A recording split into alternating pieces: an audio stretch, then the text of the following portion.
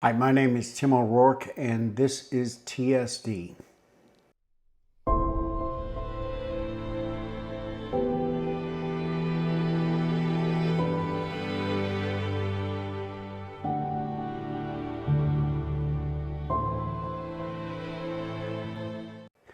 Today we're going to talk about the evolution of eavesdropping or spying. This is going to be a multi-part, so just we'll have it broken up in several places. Again, my name is Tim O'Rourke, and what I'd like to do is just introduce you to a couple boring bits, as they call it, state statutes. 934 deals with oral and electronic communications. Another statute here in the state of Florida that you might want to look at is 810, specifically the part that talks about video voyeurism. Okay, we've seen this as kind of an epidemic over the last 10 or 15 years.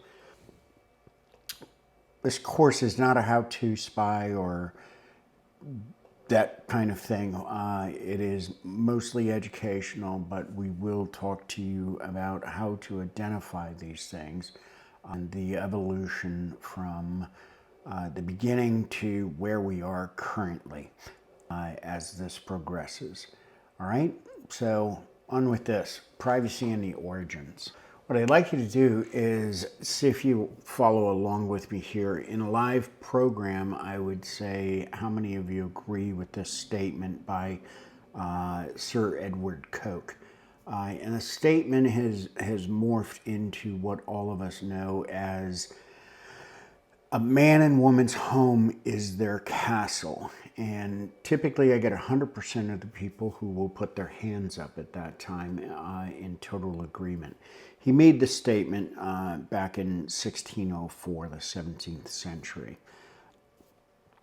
What I branch out and further continue to ask is, how about does it extend to your POV, your personally owned vehicle? Or what about extending out to someone's business? And it's odd because I've noticed that roughly 20 to 30% of the hands will go down once you mention the people outside and whether the sanctity and the protections that you have in place in the home extend beyond that.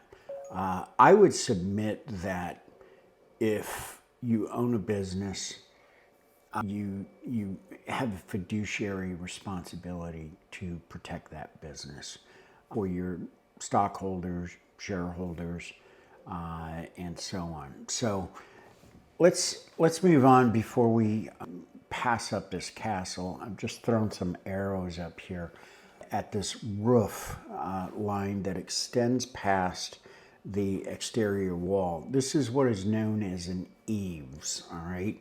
On today's homes, and what the eaves is for is to shed rainwater, ice, and snow. Today, most people have eaves troughs, which basically the roof line sheds the rain and funnels down to the ground, and it's gone. My home was built in 2008. It does not have eaves troughs. The rain just continually falls to the ground. After 15, 16 years, there is a slight depression all the way around the exterior of the home, and you can tell it. And this is known as an eaves drip. Now, I say all of that to tell you this. I was not there personally when King Henry VIII allegedly coined the term eavesdropper, but that was to connote someone who hid up under the eaves close to the wall to hear the conversations and or activities going on within inside, thereby the term eavesdropping. We're going to talk about more origins on the next slide. What are we protecting? Well, the human voice, conversations, have always sought to be protected for one reason or another. Personal writings, these are something else that many of us wanted to protect. And we developed many ways over hundreds and hundreds of years, but something changed in the 1830s that basically changed everything. And that was the invention of the telegraph, or what we call the wire. And this produced the first electronic intercepts. We heard stories when we were in grade school or junior high about how the North and South Confederates and Union soldiers would shimmy up a pole, pair in, and listen to the dots and dashes provided by the operators at either end. And as long as they understood Samuel Morse's code, they could decipher what was going on. And it is famously noted there, but also another weak link is what we have here on the photograph. Many operators, both male and female, were paid to provide information that might be beneficial to certain individuals in town. So there were a couple weak links here on the wire itself and at the operating station. 40 years later, we had the invention of the telephone, and the eavesdropper was able to apply his old trade or tradecraft to the new technology, pair in a couple wires, and instead of dots and dashes, he was able to hear actual live voices. This was a watershed moment for the eavesdropper, but it was going to get better as time went on. This next couple pictures, radio has been around since the 1920s.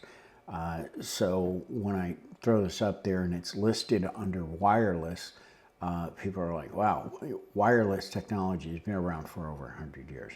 You have a radio, or a transmitter, it's sending a signal out. You have an antenna that's capturing that, bringing that down to the young lady's wooden box there that housed the radio at that time. And they were able to hear voices. Later on, it would become a two-way, and we would call it a phone, or a radio, walkie-talkie, and that kind of thing.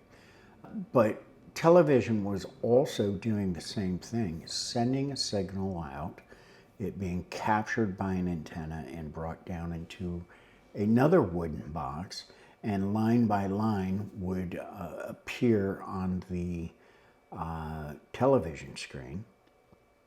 And there you go. Now, I use this particular photo because it's Humphrey Bogart in the very famous movie Sabrina, 1954. Many of us remember that Harrison Ford did a remake with this. But in 1954, the American-going movie public saw this and thought, oh my God, he's talking on a phone. What kind of trickery is this? And it really wasn't. There was about 80 pounds worth of equipment that made this technology happen. Now, I don't know if Hollywood just did their thing here, but that technology was being experimented with back then. So, incredible. Now, our next slide. Another piece of technology that the eavesdroppers were very interested in was this. Also introduced in the 1920s, but not in the form that we're seeing here. It was probably the size of an office desk, most likely at least a household office desk, and as tall and as wide. And these had commercial applications at that time.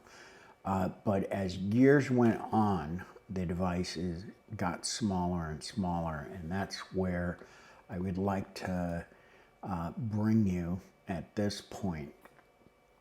That three-legged little bobby pin thing at the top is called a transistor. It replaced the vacuum tubes, the photograph below it, on the circuit board. 1947, a couple years after World War II had ended, Bell Labs developed this. And Bell Labs was the research arm of AT&T, American Telephone and Telegraph. This was what I would consider to be the most impressive technological breakthrough in the last 100 years, because everything that's been developed since could not have been developed without this technology. You know, had we stuck with vacuum tubes, I don't think our phones would be as small as they are. But continuing, what makes all of this work? Well, it got smaller and smaller, and as far as the eavesdropper, they would leave these devices, you know, because not everything was discovered or discussed over the phone. Not everything was discovered or discussed, you know, through telegraph. But a lot of things were discussed in private rooms, and the eavesdropper would gain access to those rooms and plant those devices or be in an adjacent room back in the day. And the client of these eavesdroppers were very happy with this technology because they were getting an audio recording that they could play back later and hear the conversations, who was in the room, the tonality, etc. In industrial espionage, audio is still king. But we will talk about video going forward. Now, what I'd like to do is just briefly show you this photograph and then tell you this is the cloud, right? And we all know that that's not true. This is the cloud. It is thousands of square feet, and in some cases, millions of square feet of servers. Some people just call them server farms. And the device that is pictured up here on the screen is a microphone, and when it's hooked up correctly to electricity, therefore I don't have to switch batteries and attach it to a battery pack, it can be broadcast out. And this is sending data, audio, video, and photos. When the right equipment is used, it can be almost instantaneously obtainable from a server out there. We're going to talk more about the different types of devices as we go on. What I wanted to do was get you through what I call the evolution of eavesdropping. In the beginning, it was an individual who was in close proximity, predominantly. Then in the second screen, you have a gentleman up a pole tapping in and listening to code. Later on, the phone, and then audio recording devices, and now we have smaller devices that are hooked up to Wi-Fi, Bluetooth, and other things that are able to send bursts or packets, whatever you want to call them, to potentially a cloud or a nearby receiver to hear what is going on. We're going to leave this here for this part, and I look forward to seeing you in the next one. Once again, my name is Tim O'Rourke. Hopefully you've enjoyed this, and we will talk in part 2. Thank you.